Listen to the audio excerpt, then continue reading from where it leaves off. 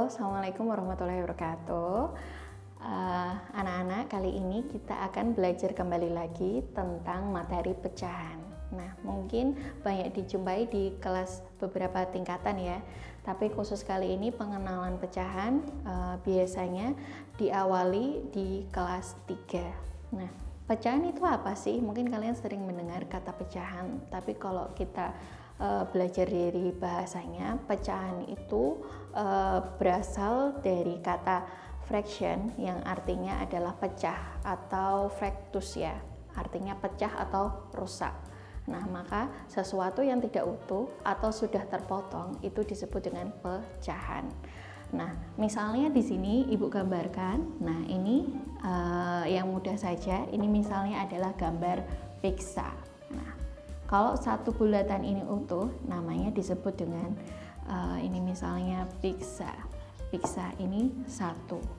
Tapi kalau satu pizza ini kemudian dibagi menjadi beberapa potongan, nah potongan bagian-bagian dari potongan inilah yang disebut dengan pecahan. Misalnya di sini, pertama pizza itu kita potong menjadi dua bagian. Nah, dua bagian, maka di sini bisa kita tuliskan 1/2 atau setengah. Nah, bisa kita tulis juga 1/2. Satu pizza utuh dibagi menjadi dua bagian. Artinya seperti itu. Oke, baik, kita lanjutkan. Kalau tadi sudah pengertian, di sini langsung kita ambil contoh saja. Misalnya nih, di sini saya menggambarkan satu buah pizza, satu slit pizza ya, pizza. Nah, satu lingkar ini adalah satu pizza utuh. Kalau ini kita bisa menyebutnya satu pizza yang belum dipotong. Tapi kalau misalnya kita mau membaginya kepada satu keluarga, misalnya satu keluarga itu ada 4 orang, maka pizza ini harus kita potong menjadi 4. Nah, potongannya harus sama ya kalau kita mau membagi. Nah, maka satu pizza dibagi 4.